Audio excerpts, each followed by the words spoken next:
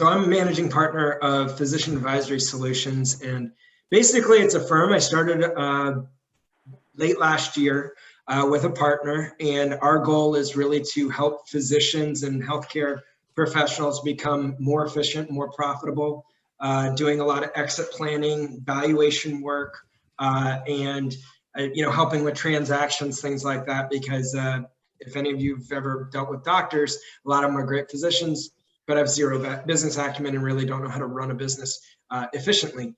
So that's primarily what we do. But I have a very weird path on how I've gotten to where I am.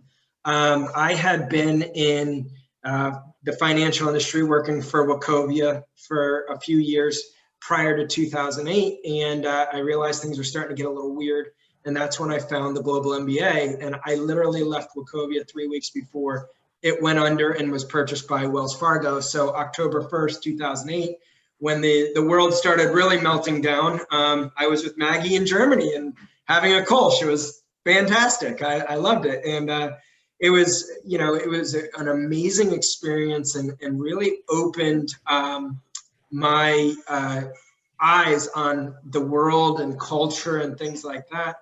Unfortunately, when we finished at the end of 2009, there was no real jobs. People that, the jobs that should have been for us as recent, master's graduates were being filled by people who had 30 years experience because no one had jobs.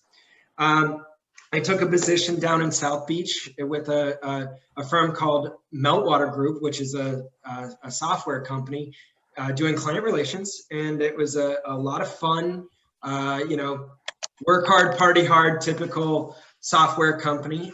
Moved to Chicago to open an office as a manager, and then moved back to South Florida to work for Citrix in sales to be closer to my now wife, who is in medical school. In that time period, I learned a lot where when it came to finding a job,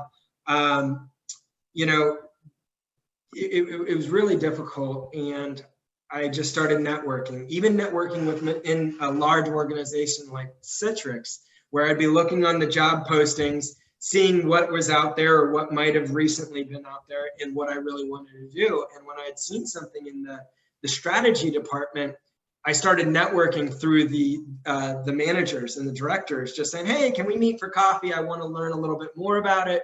I'm really interested, blah, blah, blah. And every time they wanted to sit down, and I'd tell them my spiel about, what I've done in my past and this master's and how I want to get in with what they're doing and what they would recommend for me to get there. And within about 6 months' time, a position opened, and I was literally on the top 3 and started interviewing and already knew everyone that interviewed me. So it was a shoo-in, which was great. Things got a little more difficult when my wife got a residency in Orlando, which is a smaller market. And I had started more focusing on wanting to move towards venture capital and business valuation.